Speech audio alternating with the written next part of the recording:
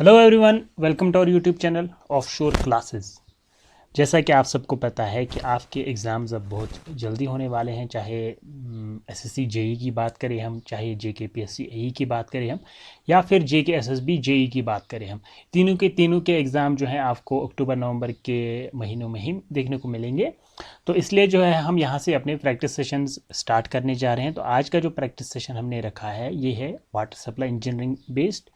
कुछ क्वेश्चंस हम करेंगे। इसमें क्वेश्चंस की लेवल जो होगी बहुत अच्छी लेवल होगी, ना तो ज़्यादा इजी होंगे ना ही ज़्यादा डिफ़िकल्ट होंगे, और ऐसे क्वेश्चंस का सिलेक्शन किया गया है जिसके एग्ज़ाम में आने की प्रोबेबिलिटी अच्छी खासी है। तो इस प्रैक्टिस सेशंस को ज्वाइन कीजिए और जो भी आपके कंसेप्ट्स हैं उनको बूस्ट अप कीजिए यहाँ पर प्रैक्टिस करके। तो चलिए स्टार्ट करते हैं हम आज का सेशन। इसमें हमारे पास है क्वेश्चन नंबर 1। क्वेश्चन नंबर 1 पूछा गया है, ठीक है, मैच लिस्ट 1 विद लिस्ट 2। यहाँ पर लिस्ट 1 दिया गया है, इसको मैच करना है हमने लिस्ट 2 के साथ। देखिए सबसे पहले अगर मैं देखूँ तो लिस्ट 2 की अगर हम बात करें तो ये क्या है। लिस्ट 2 में ये जो TON, TCU, JTU, MPN, ये है क्या, ये जो है ये हैं यूनिट्स। ठीक है, तो ये लिस्ट 2 में दिखाता है हमारे पास यूनिट्स, और लिस्ट 1 में क्या है, क्वालिटी पैरामीटर्स। ठीक है, तो यहाँ से हम एक पैरामीटर सेलेक्ट कर देंगे, उसके बाद उसको मैच कर लेंगे कि उसका रेस्पेक्टिव यूनिट क्या है। तो सबसे पहला जो पैरामीटर है वो है टर्बिडिटी। अगर हम बात करें टर्बिडिटी की, तो टर्बिडिटी जो है, इसको ऐसे यहाँ पर दिखाते हैं हम। टर्बिडिटी की अगर हम बात करें तो इसको जो है 2 स्केल्स पे मेजर किया जाता है। ठीक है, एक होगी सिलिका स्केल और नेक्स्ट वन हो गई फॉर्मेजीन स्केल। आपने अच्छी खासे से पढ़ा होगा। ठीक है, तो बस जस्ट रिकैप हम दे रहे हैं आपको। सिलिका स्केल की अगर हम बात करें तो इसका पहला यूनिट जो है mg/लीटर्स आता है। दूसरा यूनिट अगर हम इसी में देखें तो ppm आता है। तीसरा यूनिट अगर हम इसमें देखें तो STU भी इसी में आता है। और फोर्थ वन की अगर हम बात करें तो JTU भी इसी में आता है। ठीक है, तो JTU मतलब जैक्सन टर्बिडिटी यूनिट।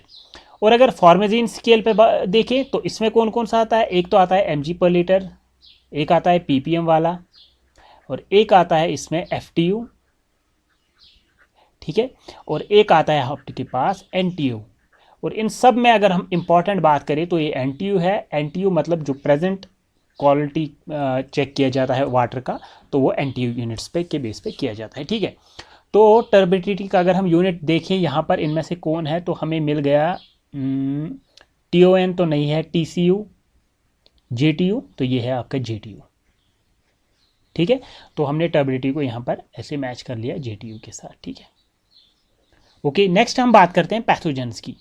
आपको पता है आपके वाटर में जो है पैथोजेंस बहुत सारे होते हैं, तो उनका मेजरिंग यूनिट क्या होता है, तो उनका मेजरिंग यूनिट जो होता है वो होता है MPN, यानी कि मोस्ट प्रोबेबल नंबर। आपने अच्छे से पढ़ा भी होगा। नेक्स्ट अगर हम बात करें तो ओडोर की बात करते हैं हम। तो ओडोर को कैसे हम मेजर करते हैं, ओडोर को हम मेजर करते हैं TON स्केल पे। TON मतलब थ्रेशोल्ड ओडोर नंबर। ठीक है, इस पर हम मेजर करने, इसका वो PO स्केल भी आता है, वो भी आपने पढ़ा होगा, उस पर भी आगे हम ऑब्जेक्टिव करेंगे, तो वो PO स्केल उसमें हम डिस्कस कर लेंगे। Next one is the colour. तो कलर का क्या होता है, कलर का अगर हम देख लें, कलर का होता है TCU, यानी कि ट्रू कलर यूनिट। चारों के चारों आपके मैच हो गए। ठीक है, तो याद रख लेना कि टर्बिडिटी के कुछ यूनिट्स हैं, कोई भी इनमें से आपसे पूछ सकता है। और अगर प्रेजेंट की बात करें, जो आज के ज़माने में हम क्वालिटी वाटर का देखते हैं, तो वो NTU यूनिट पे देखते हैं। तो आई होप ये वाला क्वेश्चन क्लियर हुआ होगा। तो अगर क्वालिटी देखनी है आपने क्वेश्चन की, तो हमने ये कहाँ से लाया है ये क्वेश्चन, तो ये है आपका ES 2011 से लिया गया है। ठीक है, अच्छी खासी क्वालिटी क्वेश्चन है, और इससे जो है आपके कंसेप्ट ज़रूर क्लियर होंगे। नेक्स्ट अगर हम बात करें तो नेक्स्ट वाला यूनिट जो है हमारे पास वो है When was the Water Prevention and Control of Pollution Act enacted by Indian Parliament? Indian parliament की बात हो रही है कि वाटर का प्रिवेंशन एक्ट, ठीक है, प्रिवेंशन एंड कंट्रोल एक्ट कब लाया गया था इंडियन पार्लियामेंट में। देखिए अगर हम बात करें तो ये लाया गया था हमारे पास 1974 में। साथ ही इसमें से क्या पूछ सकता है आपसे, ये तो हो गया water prevention and control act 1974 में। अगर आपसे पूछा जाएगा ईयर का, एयर प्रिवेंशन एंड कंट्रोल, तो वो लाया गया था हमारे पास 1977 में, 1981 में। एयर वाला 1981 में आया था, और उसके बाद जो है एनवायरनमेंट का आया था 1986 में। तीनों के तीनों इंपॉर्टेंट है, कोई भी आपसे पूछा जा सकता है। ये क्वेश्चन अगर हम देखें तो ये आया था आपके पास ES 1996 में, 1996 में, ठीक है। अब बोलना मुझे कि ये ज़रूरी है मेंशन करना कि कब कहाँ क्वेश्चन ये आया था या नहीं, हम इसको स्किप कर भी सकते हैं। तीसरे की अगर हम बात करें तो वो है ground water is usually free from, पहले मैं इंक का कलर जो है चेंज कर लेता हूँ, ब्लू कर लेते हैं इसको, ठीक है। Ground water is usually free from, ये जो ग्राउंड वाटर होता है ये किससे फ्री होता है, इसमें जनरली जो हम अगर हम बात करें यूजुअली तो इसमें कौन सी चीज़ नहीं होती है फ्री, ठीक है, कौन सी चीज़ नहीं होती है। सबसे पहले डिजॉल्वड अगर हम देखें ना, देखिए मैं आपको बताता हूँ, डिजॉल्वड इम्प्योरिटी किसी भी पानी में हो सकती है, कैन बी प्रेजेंट एनीवेयर, ठीक है, कोई खास नहीं है कि अगर ये होगा तब नहीं होगा, ये होगा तो ग्राउंड डिजॉल्व वाला कहीं भी हो सकता है। अब सस्पेंडेड की बात करते हैं, सस्पेंडेड वाले में अगर सबसे पहले आप देख लेना, अगर आपके पास टर्बुलेंस है, ठीक है, अगर टर्बुलेंस है तो सस्पेंडेड इम्प्योरिटीज होगी। और नेक्स्ट वन होगा अगर आपके पास एब्सेंस ऑफ क्या कह सकते हैं, नेचुरल फिल्ट्रेशन, अगर नेचुरल फिल्ट्रेशन नहीं है, ठीक है, एब्सेंस हम लिख लेते हैं, एब्सेंस, नेचुरल फिल्ट्रेशन अगर नहीं है, अगर नेचुरल फिल्ट्रेशन एब्सेंट है तब भी आपके पास जो है सस्पेंडेड इम्प्योरिटीज हो सकती है, ठीक है।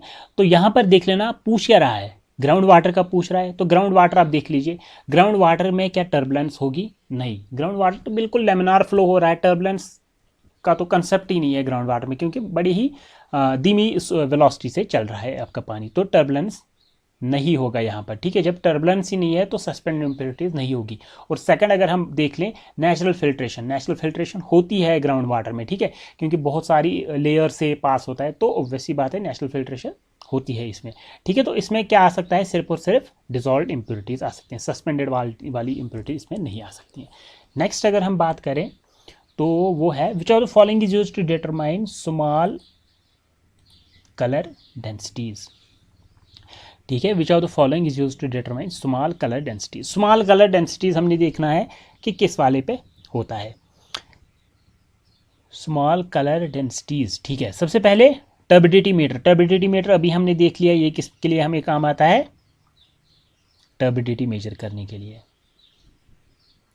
नेक्स्ट वन इज नेप्थलोमीटर, ये भी हमारे पास जो है टर्बिडिटी ही मेजर करता है। थर्ड वन इज टिंटोमीटर, टिंटोमीटर से हम क्या करते हैं, टिंटोमीटर से हम एक चीज़ करते हैं कलर, ठीक है, अगर हमें कलर निकालना होगा तो इसका सही आंसर जो आएगा वो आएगा टिंटोमीटर। तो कलर में आप याद रख लेना एक बहुत इंपॉर्टेंट बात जो इसमें आती है, इसमें हम किस चीज़ का यूज़ करते हैं, नेस्लर ट्यूब्स का यूज़ करते हैं। अगर हमने कलर निकालना होगा वाटर का तो टिंटोमीटर में हम नेस्लर ट्यूब्स का यूज़ करते हैं। ये भी बहुत बार पूछा गया है कि कौन से ट्यूब्स का यूज़ करते हैं, तो नेस्लर ट्यूब्स का। उसके बाद एक और बात जो इसमें से पूछी जाती है वो ये पूछी जाती है कि स्टैंडर्ड सैंपल जो होता है इसमें वो किसका बनाते हैं हम, जब टिंटोमीटर से हम कलर डिटरमाइन करते हैं तो स्टैंडर्ड सैंपल आपका किस चीज़ से बनाते हैं, तो वो बनाते हैं हम प्लैटिनम से। ये हो गई तीन चीज़ें जो इससे पूछी जा सकती हैं। और फोर्थ चीज़ जो है तो इस प्लैटिनम से क्या बनता है, ठीक है, बहुत बार बहुत एग्जाम में पूछा गया है, तो वो होता है क्लोरोप्लैटिनेट आयन्स, ठीक है। ये सारे के सारे क्वेश्चन बहुत बार पूछे गए हैं। एक तो सीधे टिंटोमीटर पूछा गया है जो हमारा प्रेजेंट क्वेश्चन है, उसके बाद कौन से ट्यूब्स का यूज़ होता है ये बहुत बार पूछा गया है।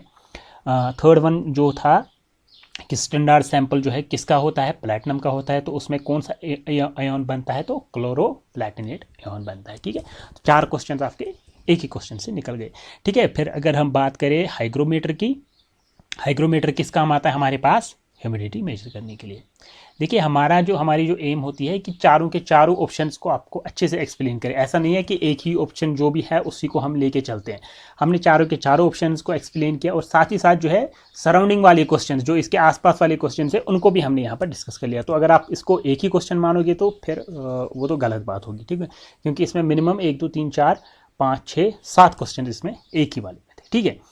नेक्स्ट हम बात करते हैं which of the following rules और acts has a provision for no right to appeal. कौन सा रूल या एक्ट ऐसा है इसमें से, इन चारों में से, जिसमें क्या होता है नो राइट टू अपील, यानी कि आपके पास अपील ही नहीं है कि राइट ही नहीं है आपके पास कि इसके खिलाफ अपील कर सके। जैसे कि अगर आपको सपोज पुलिस अरेस्ट करती है किसी केस में, कोई भी केस लगाया जा सकता है, तो आपके पास इंडियन कॉन्स्टिट्यूशन के अकॉर्डिंग एक राइट होता है अपील करने का। तो इनमें से हमें पूछा कौन सा रूल या एक्ट ऐसा है जो नो राइट टू अपील के प्रोविजन के साथ आता है। ठीक है, तो इसमें जो आपका आंसर आएगा वो है एनवायरनमेंट प्रोटेक्शन एक्ट 1986, जो अभी हमने पढ़ा था। ठीक है, हमने पढ़ा था कौन सा, एयर का हमने पढ़ा था, वाटर का पढ़ा था और एनवायरनमेंट का पढ़ा था। मैंने कहा ये तीनों इंपॉर्टेंट है, इसके रिलेटेड कुछ भी पूछ सकते हैं, तो 1986 वाला आप कर सकते हैं। ये हैजार्डस वेस्ट रूल्स, ये हमारे वाटर साइड के साथ इसका कुछ नहीं है। एनवायरनमेंट प्रोटेक्शन रूल्स, इसका भी हमारे साथ कुछ नहीं है वाटर के साथ, इन तीनों का कोई रिलेशन ही नहीं है, इसलिए एक ही ऑप्शन हमारा सही रहेगा। नेक्स्ट हम बात करते हैं, which of the following would contain water with maximum amount of turbidity. देखिए अब अच्छा सा क्वेश्चन है, बहुत खूबसूरत क्वेश्चन है। अच्छा, तो मैं लिखना भूल जाता हूँ फिलहाल कि कौन सा क्वेश्चन कब आया था। ठीक है, अब मुझे बता दीजिएगा कमेंट्स में कि आपको क्या चाहिए, सीधे हम चलें यहाँ लिखे मेंशन करें कि कब पूछा गया था। ये वाला क्वेश्चन अगर हम बात करें तो ये है ES 1996 से लिया गया। ठीक है, which of the following will contain water with maximum amount of turbidity. सबसे ज़्यादा अमाउंट ऑफ टर्बिडिटी किस वाले में होगी, होगी तो सब में, मैक्सिमम किसका पूछा गया है। देखिए टर्बिडिटी क्या होता है, टर्बिडिटी होता है छोटे छोटे स्मॉल पार्टिकल जो कि सेटल डाउन नहीं होते हैं, विच डोंट सेटल डाउन। ठीक है, तो सबसे पहले अगर हम बात करें लेक की, लेक में क्या होता है, अब थोड़ा सा आप लॉजिक लगाइए यहाँ पर। लेक में क्या होता है, पानी स्टैग्नेंट होता है। जब पानी स्टैग्नेंट होता है तो कोई भी टर्बुलेंस नहीं होती है। जब कोई टर्बुलेंस ही नहीं है तो जो पार्टिकल्स थे, छोटे छोटे पार्टिकल, वो आराम से जो है सेटल डाउन हो जाते हैं। जब सेटल डाउन हो जाते हैं तो फिर टर्बिडिटी किस चीज़ की आएगी, तो लेक्स में तो नहीं होगी ज़्यादा टर्बिडिटी। फिर हम बात करते हैं लेक्स और वेल्स, ऑलमोस्ट सेम फिनोमेना में हम मान के चलते हैं। ठीक है, तो ये दोनों ऑप्शन खत्म हो गए। उसके बाद ओशंस और रिवर्स में देखिए, अब ओशंस की पे चलते हैं। देखिए ओशंस में क्या होता है, ओशंस में आती हैं वेव।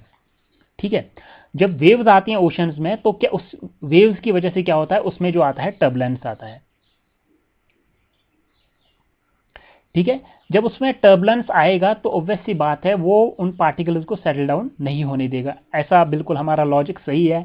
लेकिन आप देख लेना एक बार, उनमें जो वेव्स होती हैं वो बहुत ज़्यादा पावरफुल होती हैं। वो क्या करती हैं, वो सारे उन सेडिमेंट पार्टिकल्स को या जो छोटे छोटे पार्टिकल्स हैं उनको अपने साथ लेकर बैंक्स पे ले जाती है। ठीक है, जिससे उसमें टर्बिडिटी का लोड जो है, सॉरी जी हाँ, टर्बिडिटी का लोड जो है बहुत कम हो जाता है as compared to reverse. As बिल्कुल मैं बोल रहा हूँ कि ओशंस में भी टर्बिडिटी होती है, लेकिन रिवर्स के कंपैरिजन में ओशन में कम ही टर्बिडिटी होती है। अगर रिवर्स की बात करें तो रिवर्स में क्या होता है, रिवर्स में क्या होता है, टर्बुलेंस होती है, अच्छी खासी टर्बुलेंस होती है, जिसकी वजह से क्या होता है, इतनी पावरफुल वेव्स नहीं होती हैं कि वो उनको बैंक्स तक ले जाए उन स्मॉल पार्टिकल्स को। इसीलिए क्या है, maximum amount of turbidity reverse में पाई जाती है। और सेकंड थ्योरी जो है, थ्योरी क्या हम कह सकते हैं, जनरल लॉजिक जो है ओशंस में, अगर ये आपका ओशन है तो सिर्फ और सिर्फ जो टर्बुलेंस है वो है ज़्यादा टॉप लेयर्स में ही देखने को मिलते हैं। यहाँ से जो है ये ओशन आपका बिल्कुल शांत होता है, ज़्यादा टर्बुलेंस नहीं होती है, तो इसलिए यहाँ वाले पार्टिकल सारे सेटल डाउन हो जाते हैं, तो इसमें ज़्यादा अमाउंट ऑफ टर्बिडिटी नहीं होती। आई होप कि आपको ये क्लियर हुआ होगा। नेक्स्ट हम बात करते हैं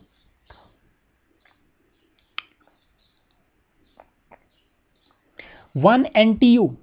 NTU की बात हो रही है, NTU is equal to the turbidity produce by. देखिए सबसे पहला वाला क्वेश्चन अगर हम बात करें, ठीक है, देखिए ये है आपका NTU। ठीक है, ये ले जाते हैं हम NTU के पास। ठीक है, तो क्या पूछ रहा है, अब वापस आते हैं अपने क्वेश्चन पे। फॉर्मेजिन स्केल पे लिया था, देखिए यहाँ पर सिलिका स्केल पे नहीं था, फॉर्मेजिन स्केल पे था, इतना ही दिखाना था मुझे। वापस आते हैं अपने क्वेश्चन पे, तो हमारा क्वेश्चन क्या बोल रहा है, 1 NTU। NTU हमने देख लिया कि ये किस स्केल पे है, फॉर्मेजिन स्केल पे है। ठीक है, तो ये फॉर्मेजिन स्केल पे आ गया, is equal to the turbidity produced by. तो जब ये फॉर्मेजिन स्केल पे है तो सिलिका स्केल वाला option 1 mg dissolve in water, ये वाला गलत हो गया। 1 mg SiO2 डिजॉल्व, तो सिलिका स्केल पे ये वाला भी, तो ये भी गलत। तो फॉर्मेजिन वाला ये है, या तो ये है, या तो थर्ड ऑप्शन आएगा या तो फोर्थ ऑप्शन आएगा। अब इनमें से कौन आएगा वो हम देखते हैं। अब क्या याद रखना है हमने कि बिल्कुल जो है NTU हम बनाते हैं अगर हम 1 mg फॉर्मेलिन डिजोल्व करेंगे 1 लीटर ऑफ डिस्टिल्ड वाटर में, बिल्कुल। लेकिन उसमें आप याद रख लेना कि जो NTU वाला यूनिट है उसमें हम स्कैटरिंग प्रिंसिपल का यूज करते हैं, ठीक है। NTU में स्कैटरिंग प्रिंसिपल का यूज करते हैं, और एब्जॉर्प्शन प्रिंसिपल हम कब यूज करते हैं, वो करते हैं हम बेलिस टर्बिडिटी में, ठीक है। बेलिस वाला जो मेथड आता है उसमें हम इसका यूज करते हैं, ठीक है। तो याद रहेगा स्कैटरिंग प्रिंसिपल NTU निकालने में हम यूज करते हैं formalin scale. Next is turbidity is measured on. Turbidity को आप कहां पर मेजर करते हैं? तो टर्बिडिटी हम करते हैं, सीधी बात है, स्टैंडर्ड सिलिका स्केल। सही बात तो है, पहला ही ऑप्शन हमारा ठीक हो गया। स्टैंडर्ड कोबाल्ट स्केल नहीं, स्टैंडर्ड प्लैटिनम स्केल नहीं, प्लैटिनम कोबाल्ट स्केल नहीं, सब दो का है, ठीक है। तो यहाँ पर जो है स्टैंडर्ड सिलिका स्केल की बात हो रही है। नेक्स्ट हम बात करते हैं on standard silica scale the turbidity in drinking water should be limited to. बहुत ही खूबसूरत क्वेश्चन है। इसको बड़ा इंपॉर्टेंट मैं इसलिए मानता हूँ क्योंकि एक बात हमने बतानी है, वो हम आपको यहाँ पर बताएंगे, ठीक है। देखिए जो पुराना कोड था ना, जो पुराना IS कोड था, उसमें जो था स्टैंडर्ड सिलिका स्केल पे टर्बिडिटी की वैल्यू रखी जाती थी 1 से 10 ppm तक, ठीक है। ये ओल्ड कोड के हिसाब से, ठीक है। अब जो नया कोड आया है, न्यू वाला कोड, तो उसमें इसको रखा गया है 1 to 5 ppm। तो अब न्यू कोड की बात हो रही है, अगर न्यू कोड की बात हो रही है तो वो न्यू कोड भी हमें मेंशन करना पड़ेगा, यानी कि आपको याद होना चाहिए कि कौन सा कोड इसके लिए हम फॉलो करते हैं इन वाटर सप्लाई पैरामीटर्स के लिए। तो वो होता है IS 105002012। याद रहेगा, बहुत ही इंपॉर्टेंट क्वेश्चन कि कौन सा कोड इसमें फॉलो किया जाता है, 105002012, ठीक है। अब इस कोड के अकॉर्डिंग जो है टर्बिडिटी की वैल्यू जो है 5 ppm ही रखी जाती है। अब चूंकि क्वेश्चन में आंसर ऑप्शन में 5 ppm है ही नहीं, तो मोस्ट अप्रोप्रिएट हम कह सकते हैं या मोस्ट नियरेस्ट जो है वो है 10 ppm तक सूटेबल रहेगा हमारा आंसर। वरना अगर 5 ppm भी प्रेजेंट होता तो बिल्कुल आपका 5 ppm ही आंसर आता है। नेक्स्ट हम क्वेश्चन की बात करें तो वो है the colour in the water is generally due to, ठीक है, सही क्वेश्चन है ये भी।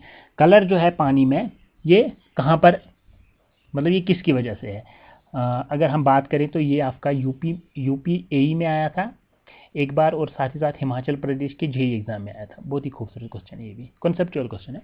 तो कलर पूछ रहा है कि किसकी वजह से होता है। देखिए सबसे पहले सस्पेंडेड, अगर कलर की बात करें ना, कलर ये दो चीज़ों से होता है, या तो आएगा आपके पास ट्रू कलर, या तो आएगा आपके पास एपरेंट कलर, ठीक है।